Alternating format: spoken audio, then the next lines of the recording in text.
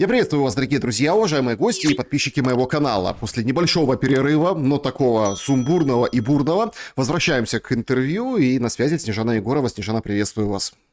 Здравствуйте, Александр, здравствуйте, друзья, Саша. И, возможно, я нарушу нашу общую традицию, но я хочу всех поздравить. Сегодня День Святого Николая. Это вообще самый любимый мой святой. Я всегда к нему апеллирую, как многодетная мать. И поэтому я хочу всех людей поздравить с этим святым, прекрасным, чудным праздником. И хочу, чтобы в вашей жизни всегда было место чуду ради наших детей и их счастливого будущего. Всем мира я желаю. Да, друзья, будем обсуждать чудесные новости, которые поступают, и, в общем-то, мальчику Вове в носок, ну это по западной традиции, сладости положили в виде 90 миллиардов. Но конфеты так себе, потому что уже подсчитали, что не хватает, надо больше. Больше денег. Но Европа не вся, там Венгрия, Словакия, Чехия как-то так в стороне, да, оказались. В принципе, Урсула выделяет 90 миллиардов на 2 года и, мол, давайте повоюем. Собственно, уже там расписывают, куда пойдут эти деньги, и кажется, что сейчас Зеленский испытывает некие муки перерождения. Абсолютно с приходом спонсора европейского война выглядит по-другому. Медведев реагирует, пишет там в тюремном жаргоне, в общем, не будем повторять, что пишет Медведев, но, в общем, у него талантливо получилось по поводу сбора, общака, сходки вот этой, стрелки. Но, тем не менее, мы сейчас имеем, ну вот какую диспозицию? Трамп говорит, что Киев очень и очень медлителен. Медлителен, но он торопится в другом направлении. Зеленский даже не гнушается и снимает шляпу, и едет на поклон к Навродскому. Тот его встречает и дожимает, потому что там же были определенные сложности, а кто к кому поедет первому. Получается со скрипом, но Зеленскому удается протянуть войну. Насколько и как оцениваете происходящее? Ведь все-таки мы понимаем, что удары тяжелейшие по стране наносятся и по людям прежде всего. Ну, смотрите, Александр, начиная мальчику в носок, вы имели в виду нос этого мальчика? Ну, то есть мы же знаем, что Владимир Александрович – это такая своеобразная реинкарнация героя, которого зовут Буратино, у которого чем больше он лгал, тем больше рос нос. И, соответственно, все то, что говорит Владимир Александрович, ну, то есть мы же, в принципе, смотрим на картину мира, и диагноз поставлен со слов больных. То есть я считаю, что все здравомыслящие люди должны понимать, что Зеленский – это больной человек. Ну, потому что только больной человек может не видеть очевидных вещей, что страна разрушается, что инфраструктура, ну, мягко скажем, и так была потрепанная за 30 лет, которую никто не восстанавливал, и никто в нее всерьез не вкладывался. Ну, а за годы этой войны разрушено все. Школы, больницы, дороги, мосты, как бы энергетическая инфраструктура, все разрушено, все разграблено, все находится на ладан дышит, мягко скажем, или находится в частных руках, которые выжимают досуха эту инфраструктуру. Земля продана, люди изгнаны, и, по сути, никаких предпосылок к развитию нет. То есть страна умирает, и ее демонтирует команда Зеленского, и они мародерят на этой войне. То есть все те колоссальные деньги, которые якобы давались Украине на вот эту вот демократическую, вот эту справедливую войну украинского народа против загарбника и оккупанта и агрессора, мы знаем, куда они все делись, эти деньги. То есть это уже ни для кого не секрет, это не наши с вами предположения, а это официальные факты, которые всплывают, и еще только вершина айсберга. То есть для нормального человека, проводя вот все аналогии, логику, Люди не меняются. Зеленский все тоже. С каждым годом все хуже. В стране все хуже. Люди все меньше хотят идти воевать. Уже вот этого запала патриотического нет. Все уже поняли, что то, о чем мы говорили годами, по крайней мере я, что земля продана, люди изгнаны, все разграблено, и наверху на Банковой сидит организованная преступная группировка, которая занимается отмывом бабла для своих клиентов западных. В принципе, это все стало очевидным для людей. Но Владимир Александрович Зеленский вот в этих всех ухудшенных обстоятельствах он продолжает вести всю ту же игру. А это значит, что вот этот вот, ну, даже не знаю, это, ну, понятное дело, что в реальности это поле боя, но с точки зрения финансовых инструментов это такая рулетка своеобразная. То есть это уже такая русская рулетка, знаешь, Саша, когда прокручивают этот барабан, и если раньше это был барабан, который на красное, на черное выпадает, и ты получаешь какие-то дивиденды, что-то там выигрываешь, отдельно взятые, специально обученные, допущенные к этой рулетке люди в лице Зеленского, который получал дивиденды за то, что он эту рулетку, это казино на территории Украины, как говорится, защищал частными военными компаниями, в которую превратилась ВСУ, так называемая. И, соответственно, там люди специально обученные, те, которые вкладывали деньги в расчете на то, что они инвестировали и получали суперприбыль через эту прачечную, которая называлась Украина. То сейчас, по большому счету, вот этот вот кредит, который он везет как великую перемогу свою, то есть ему в носок, точнее в нос, он может впихнуть еще какое-то количество белого порошка. У него идет продление агонии. Он понимает, что он может продолжать издеваться над людьми, уничтожать их, загонять в окопы, значит, формировать армию 800-1000, вернее, 600-800 тысяч. То есть он может продолжать измываться над людьми.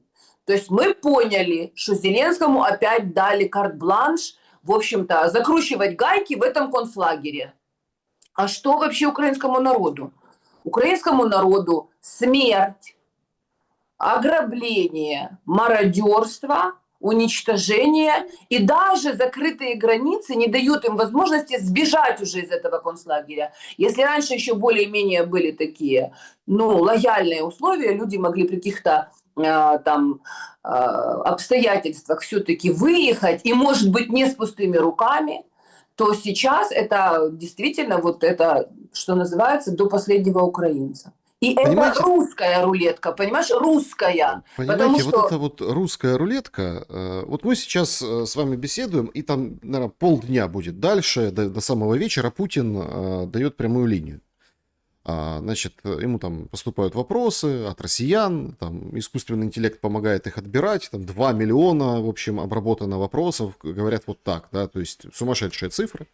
Ну и как бы в самом начале своего, собственно, наверное, подробности будут немножко позже, когда зрители увидят наше видео, возможно, мы как бы будем иметь более глубокую информацию. Ну вот по заявлениям, значит, Украина не готова к миру, начала эту войну в 2014 году, отказываются сейчас от урегулирования мирным путем, а мы, в смысле российская сторона, говорит Путин, готовы к тем моментам, да, вот по тем лекалам, о которых я говорил летом.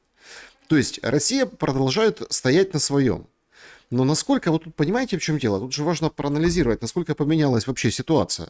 Там крылатые ракеты полетели, ударили по Орлу, Тольяттинский завод поразили. То есть Зеленский демонстрирует, как это, эффективность, вот эту эффективность войны.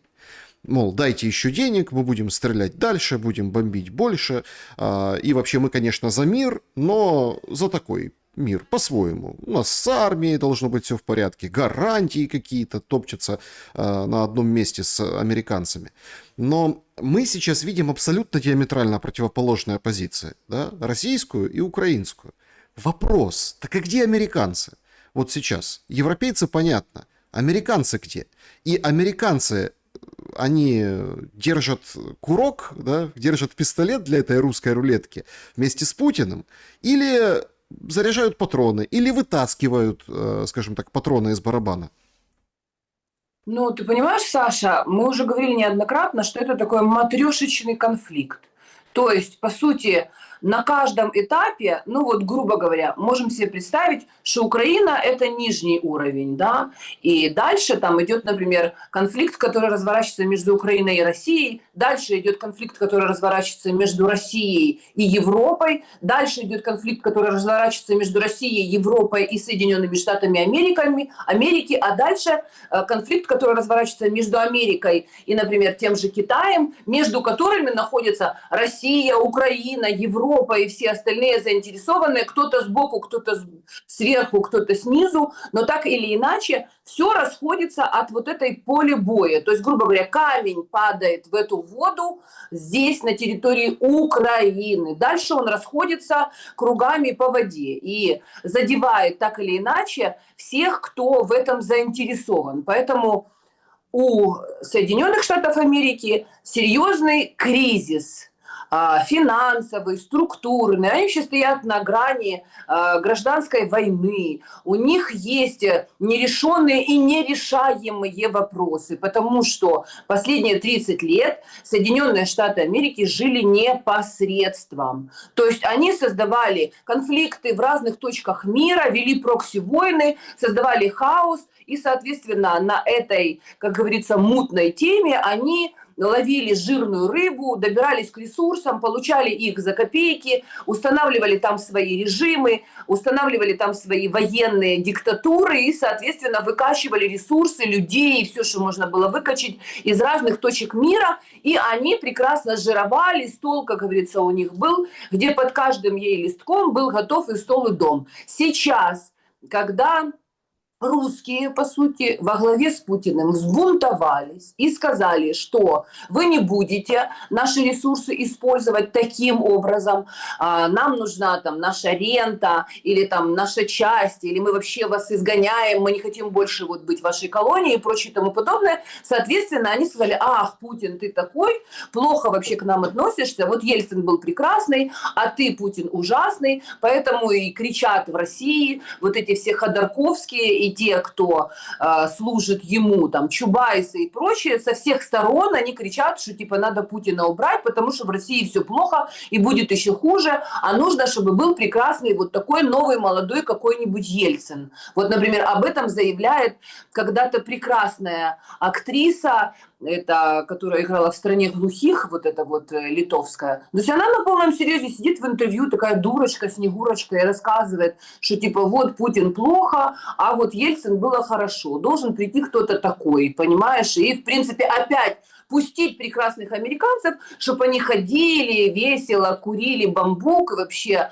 радовались жизни и выкачивали ресурсы в Америку и пускали русских в Америку вместе с их деньгами, чтобы русские там где-нибудь во Флориде, в Майами строили себе какие-нибудь имения, покупали яхты и жили вообще прекрасно, хорошо и чудесно. То есть рушится вот эта вот картина мира, которая была когда-то. Плюс в Америке, естественно, идет жесткое противостояние между демократами и республиканцами. Сейчас опять выбрасывают новые, скажем так, подробности взаимоотношений Трампа и Эпштейна. То есть на Трампа есть определенные точки давления, которые, естественно, ему хочется избежать между капельками. И для того, чтобы не решать свои внутренние проблемы, по старой доброй традиции, они выбрасывают их за периметр, то есть ищут внешнего врага для того, чтобы от себя отвести, скажем так, удар. Ну, то есть, соответственно, какой смысл Трампу заканчивать войну в Украине на самом деле? Смысл говорить об окончании войны, о том, что мы идем и стремимся, и прям с утра до ночи не спим, только и думаем, как войну в Украине закончить, потому что люди умирают, погибают. Что вы мне тут рассказываете про дела давно минувших дней? Про того несчастного Эпштейна, он уже давно умер, это все прошло. Вы посмотрите, какой я сегодня героический герой. Я миротворец Трамп, и вообще вот хочу вам счастья, чтобы вы были счастливы, богаты. а вы вот слушаете всяких плохих демократов, вот Байден, маразматик, довел вас до Цугундера, а я же вас хочу спасти, но это дело, как говорится, не одного дня. То есть там своя история. Вы же понимаете, что эта история тесно переплетена в том числе и с Украиной. Ну, вы только Конечно. что-то подтверждаете сказанное. Потому что, когда Зеленский выходит и говорит, слушайте, мне еще Байден говорил, никакого НАТО, да? А все таки подожди, а что это было за подписание вот это в начале войны, когда они все стали, три добрых молодца, министр обороны, Стефанчук, да, и Зеленский, и там брали и подписывали друг за дружкой. То есть перформанс устроили. То есть то, что с нами, вот этот эпизод, он подчеркивает то, что с нами происходит все эти годы, это какой-то их перформанс, это их какое-то шоу, это какой-то их 95-й квартал. Если тебе Байден черным по белому говорит, НАТО не будет, Вильнюс, вот этот скандал, все помнят, да, сейчас Трамп, в принципе, говорит то же самое. Тут интересно другое. Вот понимаете, сейчас такой какой-то определенный момент, и мы дошли, кажется, до условий хуже. Ну вот мы на пороге этих условий хуже. Всю дорогу, вот эти последние 2-3 недели, да, как у классика, 2-3 недели, значит, эти все гарантии, эти все пункты, эти все встречи, этот Уитков с Зеленским встречается, до этого там была череда этих встреч. В общем, и вот как итог, да, сегодняшний Путин говорит, украинские войска должны быть полностью выведены из Донецкой и Луганской народных республик, Херсонской и Запорожской областей, это я цитирую, причем, обращаю внимание, именно со всей территории этих регионов в пределах тех админграниц, которые существовали на момент вхождения в Украину. То есть формулировка «момент вхождения в Украину», вся область должна быть и Херсонская, и Запорожская, вот демилитаризирована. Как только Киев заявит о том, что готов к такому решению, начнет реальный вывод войск из этих регионов и официально уведомит всех, что он в НАТО не собирается, с нашей стороны, говорит Путин, незамедлительно в ту же минуту будет приказ о прекращении огня и начале переговоров. Это капитуляция, Саша. Путин говорит, ну, переведя это в простые слова, это капитуляция. Он предлагает Украине капитулировать, чтобы сохранить какие-то остатки роскоши, которую Украина получила при распаде Советского Союза. Это то, что говорит Александр Григорьевич Лукашенко, когда он говорит «Володя», а дальше можно штрих-пунктирно представить «твою мать». Вообще, я тебе говорю, как взрослый человек, будешь сопротивляться, потеряешь больше, в конечном итоге ничего не приобретешь. Он же много раз говорил ему, что Володя, вот эти западные крысы, они тебя обманут. Посмотри на историю Украины. Да, в конце концов, далеко ходить не надо. Посмотрим на нашего прекрасного Виктора Федоровича Януковича, злочинную панду, понимаешь, который тоже верил вот этим всем западным партнерам, подписывал какие-то с ними бумаги, они ему гарантировали, что они этот процесс демократический будут сопровождать. Он подписал в надежде на то, что Майдан разойдется, и в конечном итоге на следующий день его снесли и приставили ему кольт, как говорится, к виску. И он вынужден был бежать, понимаешь? Так Зеленский тоже вынужден будет бежать. Вопрос только когда и куда. Я думаю, что вот эти все его метания европейские, вот эти все перелеты, это, знаешь, как был такой прекрасный фильм когда-то в 90-х, в начале 2000-х, американский «Газонокосильщик», который превратился, значит, в супер такого монстра, значит, такой, ну, парафраз такого Франкенштейна, да, то есть был как бы не очень умный человек, которому внедрили там определенный чип, и он стал супер-мега, ну, такой получеловек, полумашина, понимаешь, биоробот такой. И вот когда его загнали внутрь системы, понимаешь, и он искал вот этот выход, ему нужно было как можно быстрее найти выход, чтобы он внутри этой системы не самоуничтожился. Так вот, Зеленский, он сейчас этот газонокосильщик, он и мечется так, потому что он не понимает, где его примут. То есть где ему обеспечат гарантии безопасности? С его наворованным баблом и с его кровавыми руками, по которым вот так вот кровь стекает человеческая. То есть в Европе где? Во Франции, у любимого Макрона. Но я думаю, что там баба деда, понимаешь, Макрону голову снесет. Не только просто ему по морде даст, а возьмет ружье, понимаешь, и выстрелит ему в спину, если Зеленский там появится, этот прекрасный его любимый персонаж, чтобы они Нет, ну там целовались, обнимались. Макрон тоже поменял немного риторику. Говорит, Правильно, надо когда, с Россией смотри, говорить. Да. Саша, правильно, когда это где-то вдалеке, знаешь, типа обещать не значит жениться. Да-да, я тебя люблю, но только вот еще скоро-скоро. Знаешь, как мужчины обманывают женщин, они годами, понимаешь, там свою жизнь кладут ему под ноги и надеются, что он бросит семью, детей и наконец-то женится на ней, и они заживут долго и счастливо. Вот Макрон с Зеленским приблизительно вот это все производил. То есть он ему обещал, он ему как бы распростер свои объятия, он его целовал, обнимал, гладил, давал ему надежды. Но когда речь зашла о том, что вот я готов, я еду, понимаешь, Макрон говорит, подожди, нет, секундочку, Володенька, мы так не договаривались. Вот и баба-деда не согласна, чтобы ты тут где-то рядом, как говорится, свои кинул кости, понимаешь?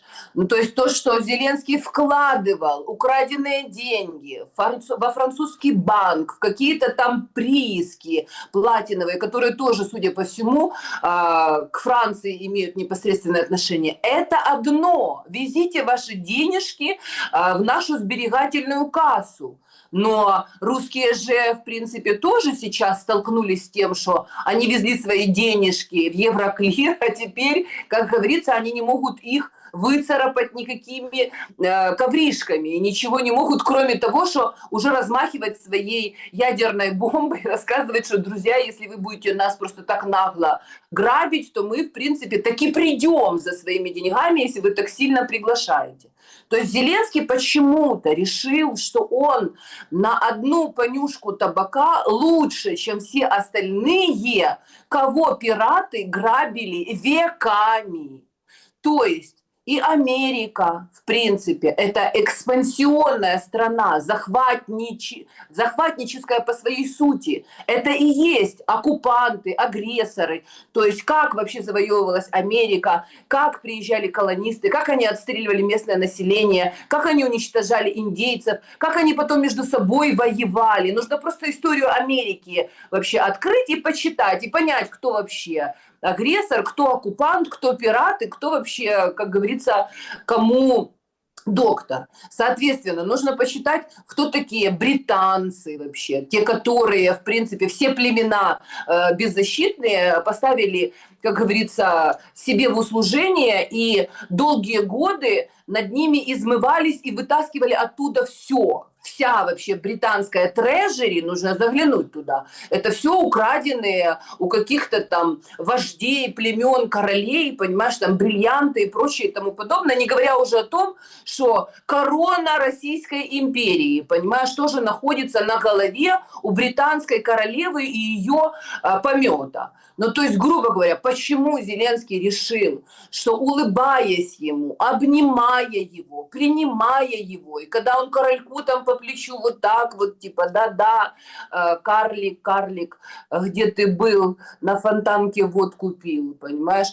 Почему он решил, что дальше они будут за него тянуть, как говорится, мазу, я не знаю. Ну, то есть он наивный, он идиот, он наркоман, он больной человек, он верит в то, что он какой-то особенный, что он не просто такой же мешок из костей и дерьма, как и все остальные люди. Вопрос только в другом, что он считает, что его кости, его дерьмо, оно какое-то волшебное, потому что его долго показывали по телевизору, и он уверовал в какую-то свою исключительность. А те, кто его заводил, как Буратино, вот Лиса Алиса и кот Базилио, они же тоже Буратино говорили. Буратино, какой ты умный, классный, да ты талантливый. блин, капец, какой ты хороший, мы же твои друзья, пойдем туда, куда мы идем, и будет тебе счастье в страну дураков, а там поле чудес. Но на самом деле их же интересовал не сам Буратино, дурачок деревянный, а их интересовали 5 золотых, которые у него в карманчике были, которые папа Карло приобрел, вернее, получил, продав свою курточку.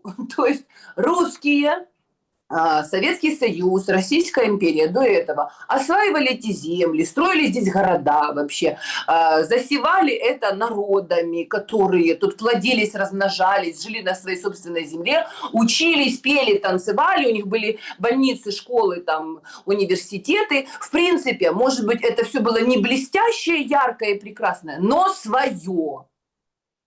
Но пираты пришли и сказали, что подождите, мы вот это вот грабить там устали, вот эти все племена, все, что можно, мы от них уже высосали, теперь мы пришли и будем у вас тут, как говорится, хозяйничать.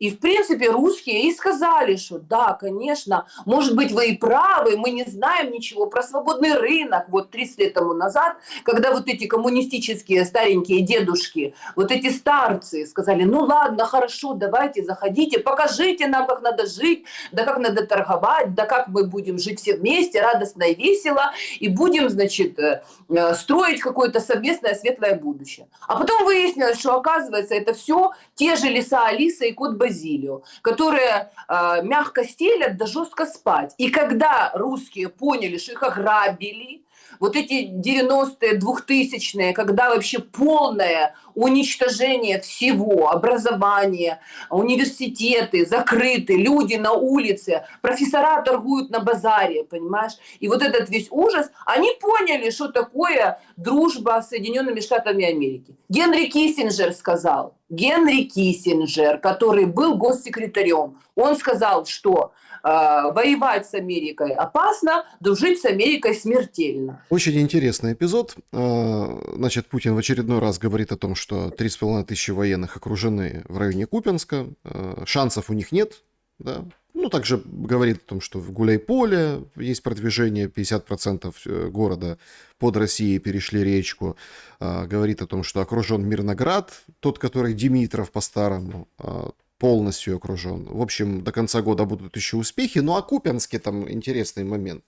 Вот прям всю неделю разгорается. Люди, там, волонтеры снимают видео, потом начинают говорить, да нет, это там был ветер.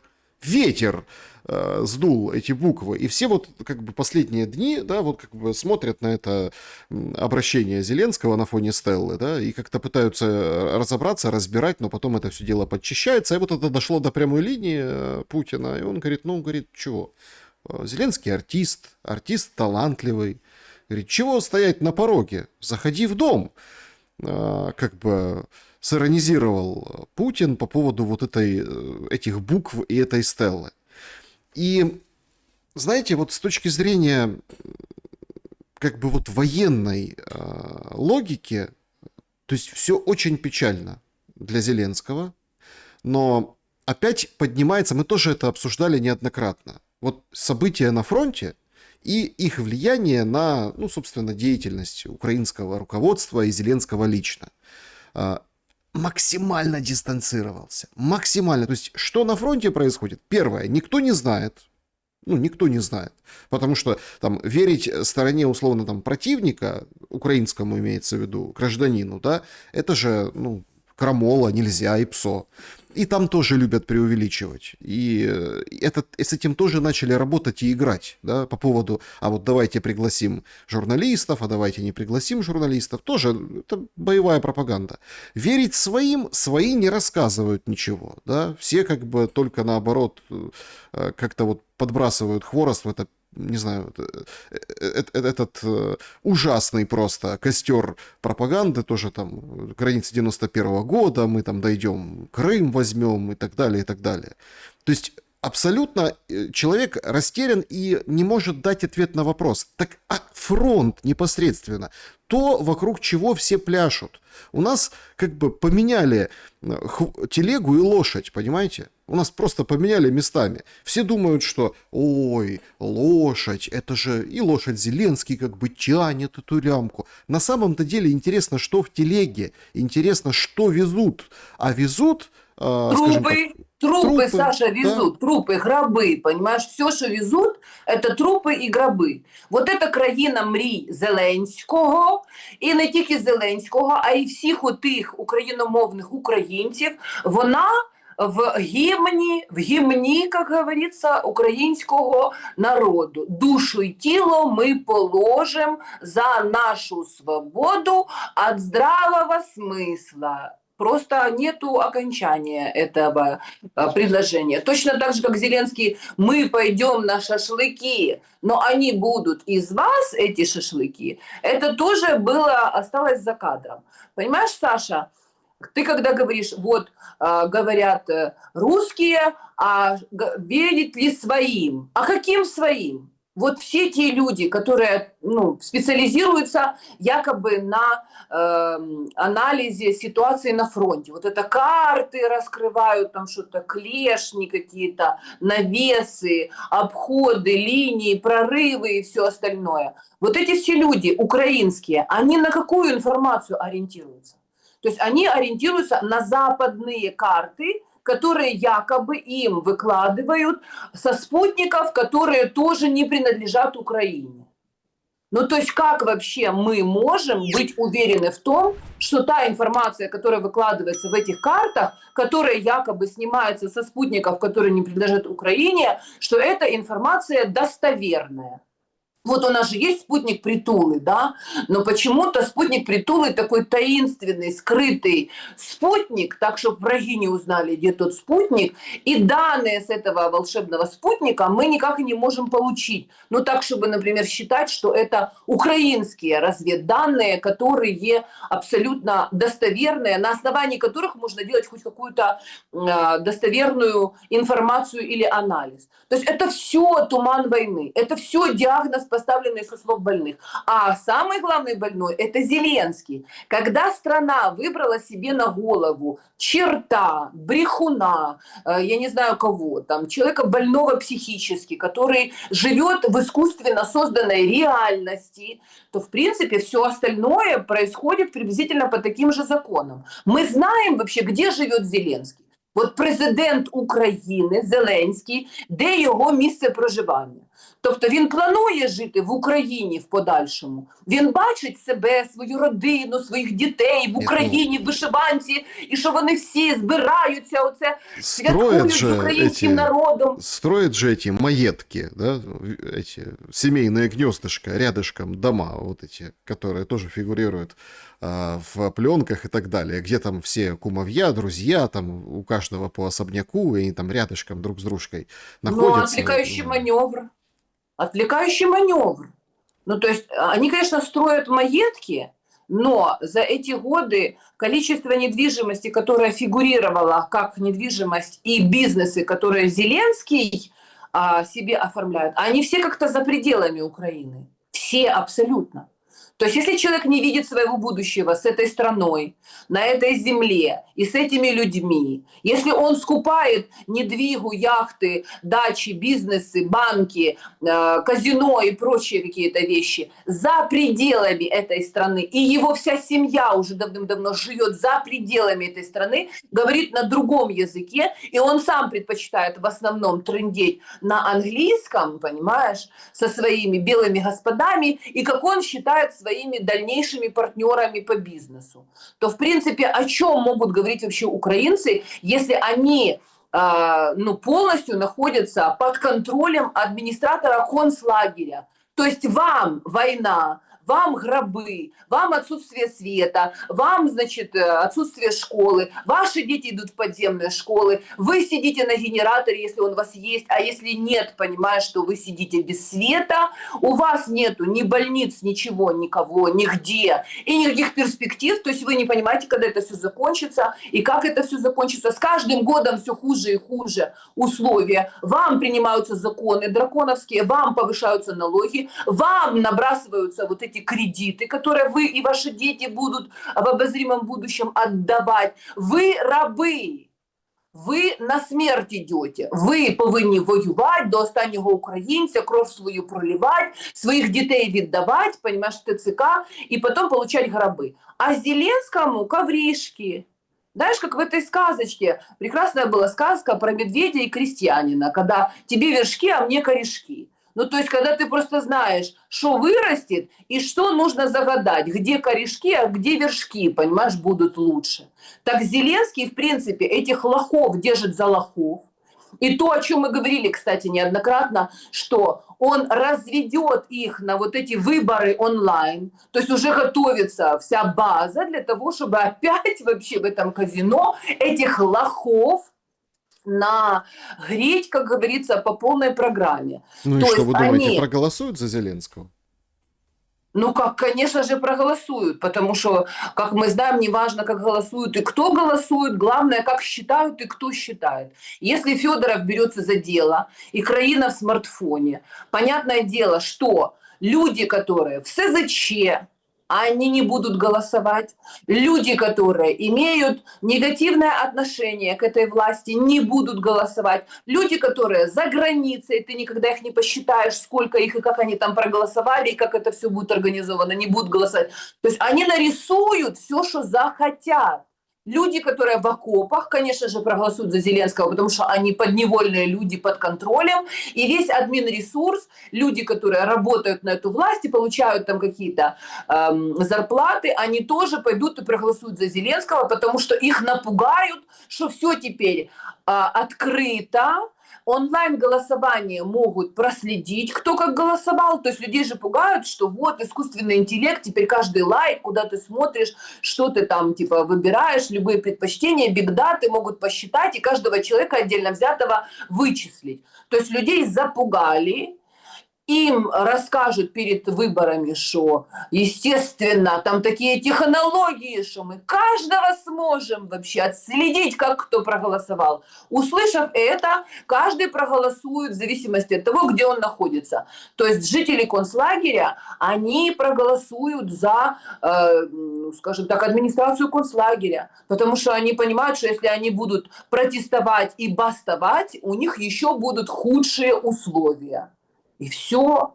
А те, которые работають на эту власть, ті, які мародьорять, ТЦК, їхні родиночки, звісно, вони проголосують про цю країну мрій. Бо вони навіть не мріяли, що можна мародерство, бандитизм и вот это вот все, что у них, как говорится, раньше было преступлением, сейчас это стало государственной политикой, что можно смело брать оружие, выходить и разбой устраивать, а тебе еще за это будут медали вешать на грудь і говорить, що ти наш герой, який, значить, захищає цей режим. То есть, Саша, вот те, которые проголосуют, они проголосуют за продолжение этого банкета кровавого, потому что они на нем наживаются.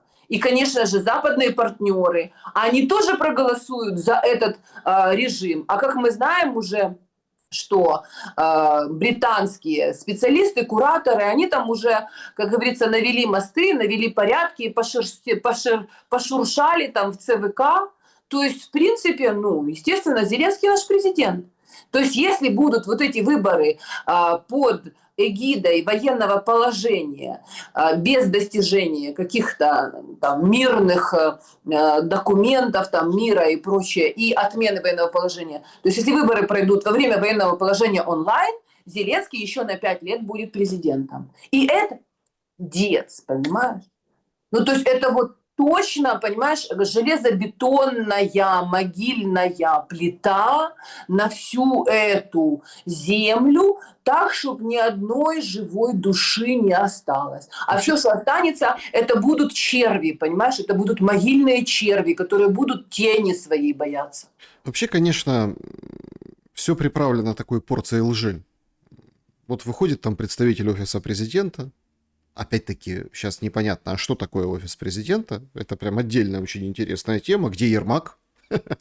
Почему он, собственно, не отбивает вот эти 50% Лимана, там, Купянск, да, не заходит, так сказать, стоит на пороге, условно, вместе с Зеленским, а не заходит в сам город. Или, например, Гуляй-Поле не отражает. Он же нам четко сказал, я иду в ВСУ, но как-то до ВСУ не дошел. По крайней мере, об этом никто не сообщает, да, где Ермак. Да? У него бэк-офис президента, получается. Значит, там представительницы офиса президента говорят, вот мы ни одну церковь не закроем. Речь идет о том, что УПЦ отказалась от аффилированности с российской церковью, с РПЦ. Ну, то есть, и все, мол, все дела, да, вот так. То есть, ложь изначально. Ну, вот, изначально ложь. Уже эта церковь заявляла. Уже они там друг от друга открестились, сказали, да, у нас как бы единая купель, но вот вся структура, все вообще, то есть, мы к ним не имеем отношения. Точно так же, это же пункты ввиду этих, ну, в целом ряде этих договоренностей. Точно так же и, допустим, по языку. Класс. Обсуждали, ходили, рядили, заявляли, а потом выходит мовный омбудсмен и говорит, слушайте, что-то сейчас какой-то украинский бизнес стал, не пугают их штрафы за нарушение языкового законодательства. Вообще не пугают. Говорят, копейки сущие. Надо поднимать. И проанонсировала поднятие штрафов, да, за нарушение языкового закона.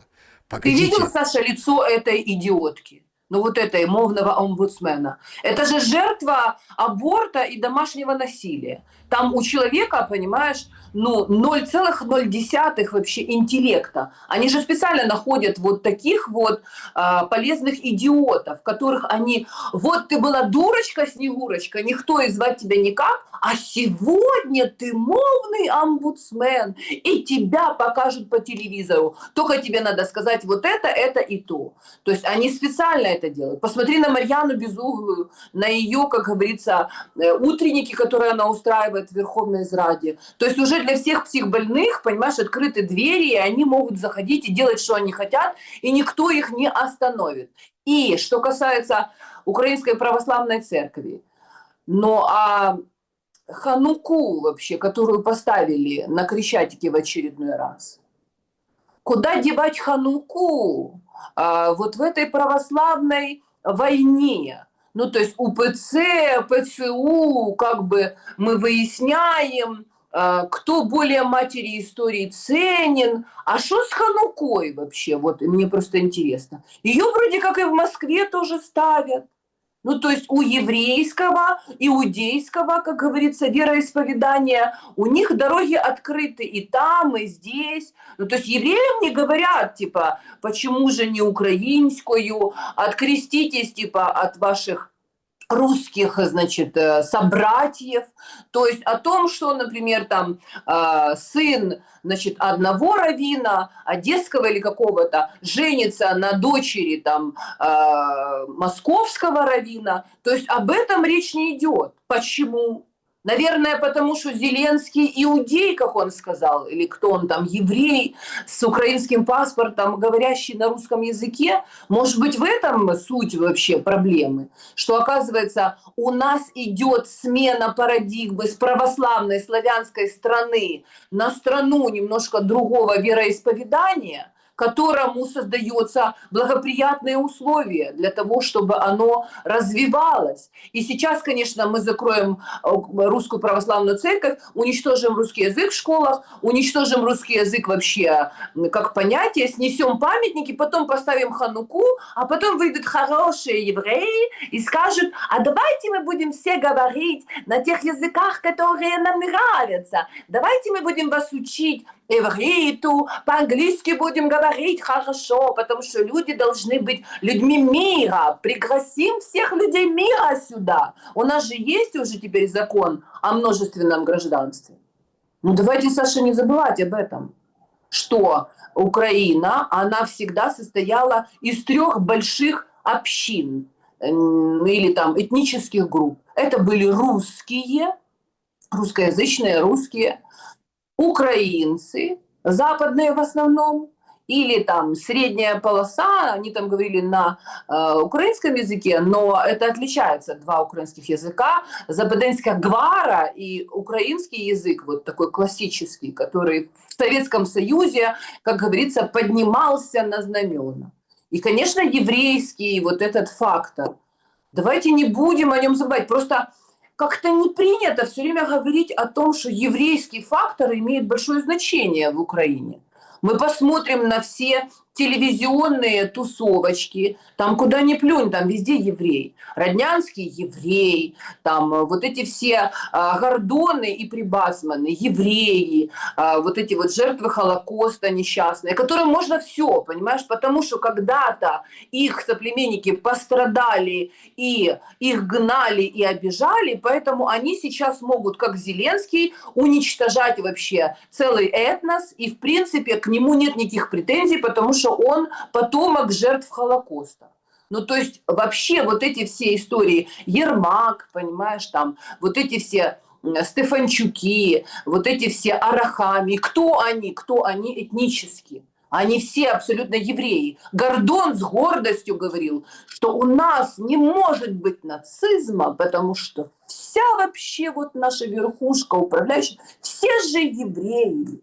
Ну, то есть вот эти все люди, которые большими бизнесами управляют, Бенито Коломойский, кто он? Миндич, кто он? Вот эти все Цукерманы, кто они? Вообще, кто все эти люди? Вот мы можем, например, как православные, русскоязычные украинцы, мы что же с украинским паспортом, задать вопрос, прийти, например, в синагогу какому-нибудь там раввину и сказать: раввин, а скажите, это нормально, что ваши, значит, вот такое творят со страной, убивают наших братьев и сестер, вот этот концлагерь устраивают, как же вы не можете их призвать к ответу? Что же у вас за вера такая, вот такая иудейская, что она позволяет вам уничтожать другие народы? А вот она ж такая вера иудейская, она как раз не то, что позволяет, а стимулирует вообще, чтобы богоизбранные представители, понимаешь, они, в принципе, вот ко всем остальным относились свысока. Вообще, это вы, глупые конечно, людишки. смотрите, ну, вот тоже. Вообще, конечно, вот если честно, вот я был поражен 3 дня назад.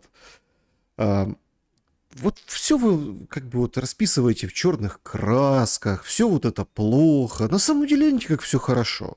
Вот 3 дня назад попытается и широко там завирусил. Я понимаю, почему завирусилось видео, почему это все. Смотрите, Украина.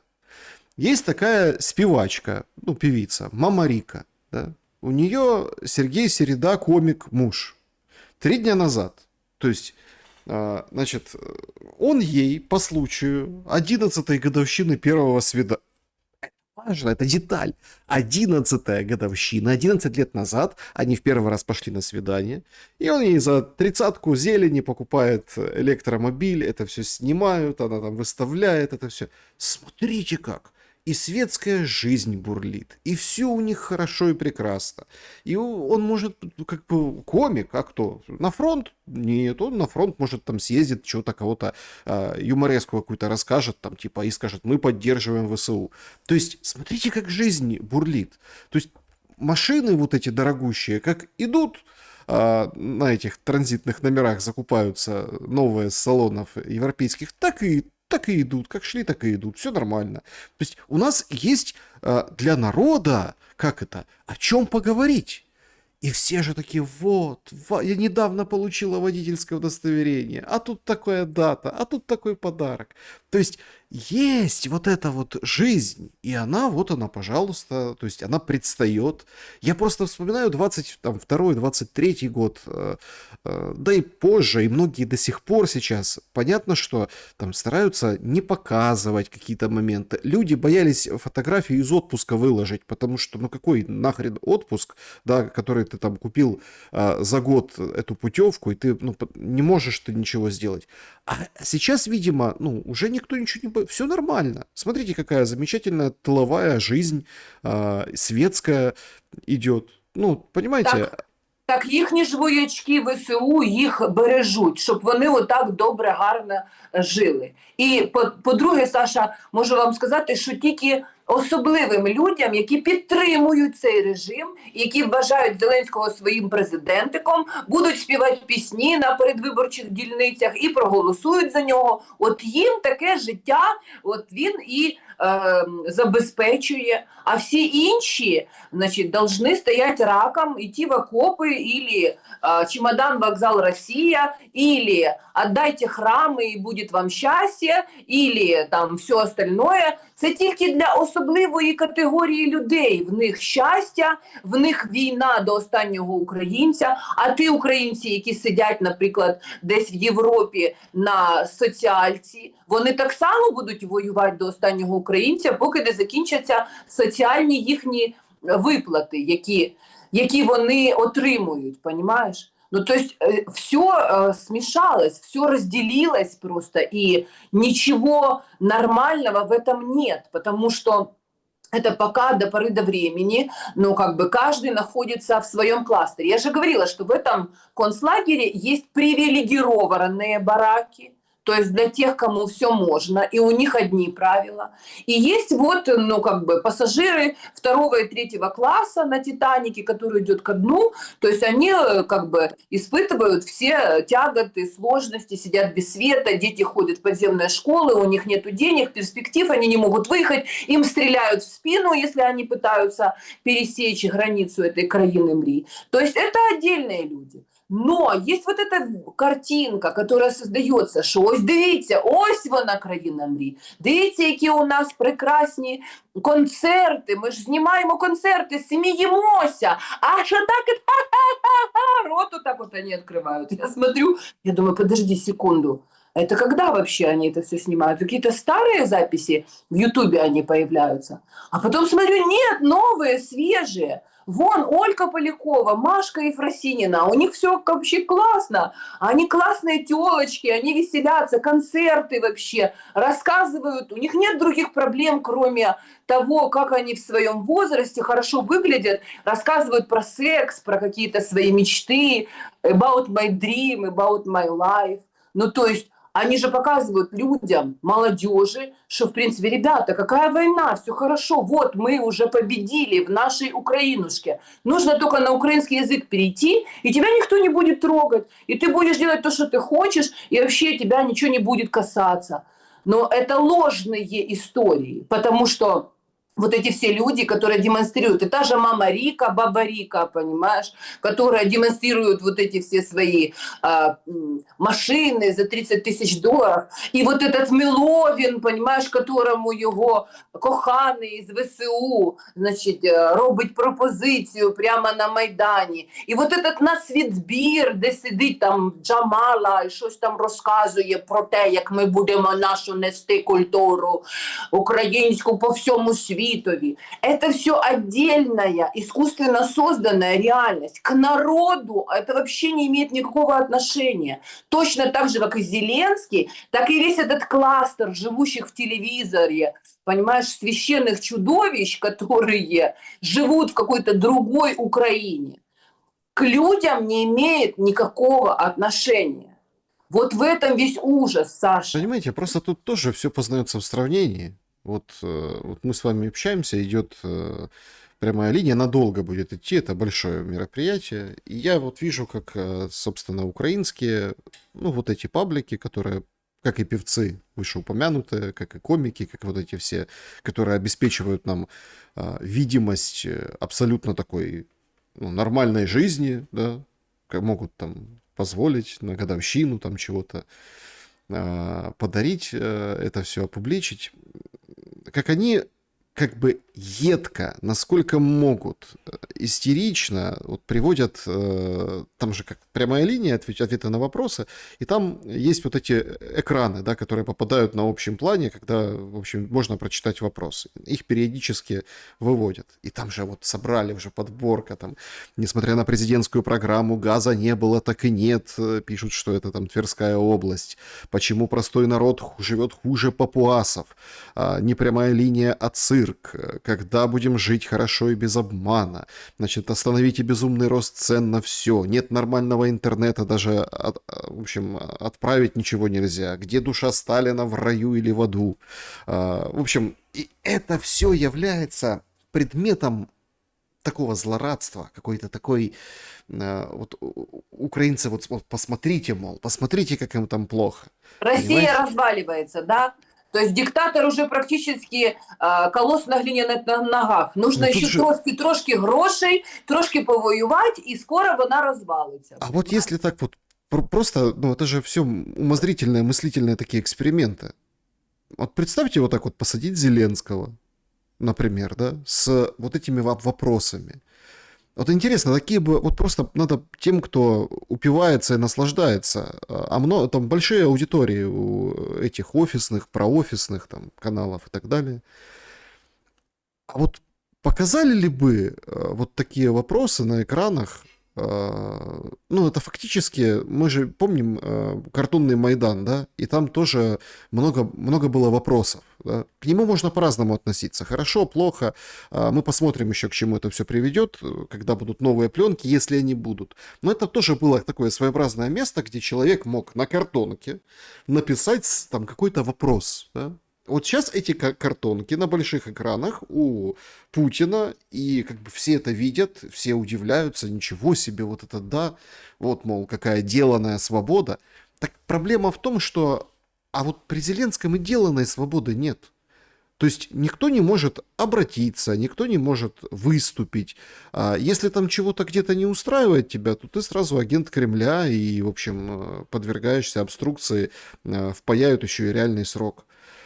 Какие вот мысли у вас по этому поводу? Ведь все-таки это формат этот, он ежегодный, там, по-моему, 1 год не проводился, ну, в момент войны.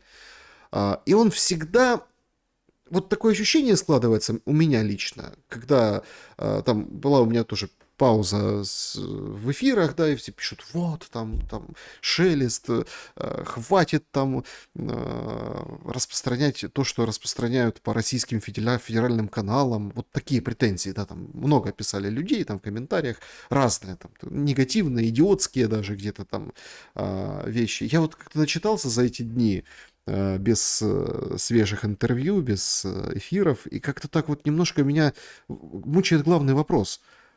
Слушайте, так а какого вы смотрите тогда на эту прямую линию с Путиным, например, да, на вот эти выступления, если у вас так все хорошо? Складывается, чем дальше этот штопор вонзается в эту пробку, да, украинского общества, я имею в виду штопора войны, чем глубже он, тем кажется, что мы вообще без России не можем. И они вот этим ядом, которым брызжут, они же это все и подтверждают. Понимаете? Они вот это подтверждают, что это даже не зеркало, это вот фактически неразрывная связь. Ну, Конечно. От как? любви до ненависти один шаг.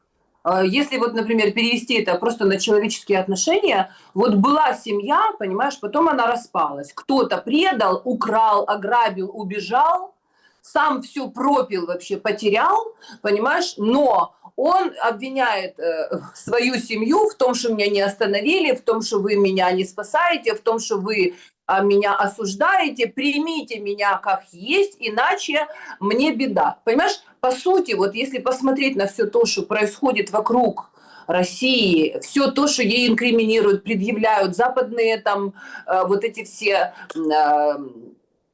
рты говорящие, они говорят им, вот если перевести это на русский язык, в прямом смысле слова следующее.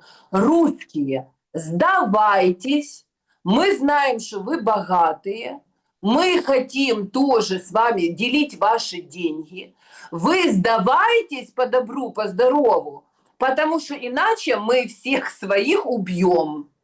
То есть это шантаж, понимаешь?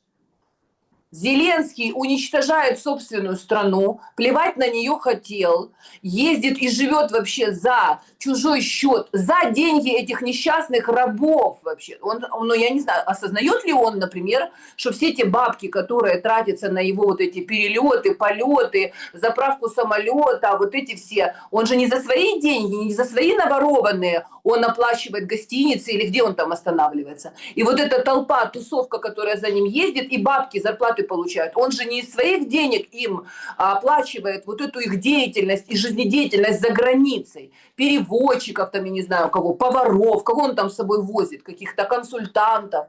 Это же все за деньги вот этих несчастных людей, у которых забрали школу, у которых забрали больницу и забрали свет вообще и интернет в Украине.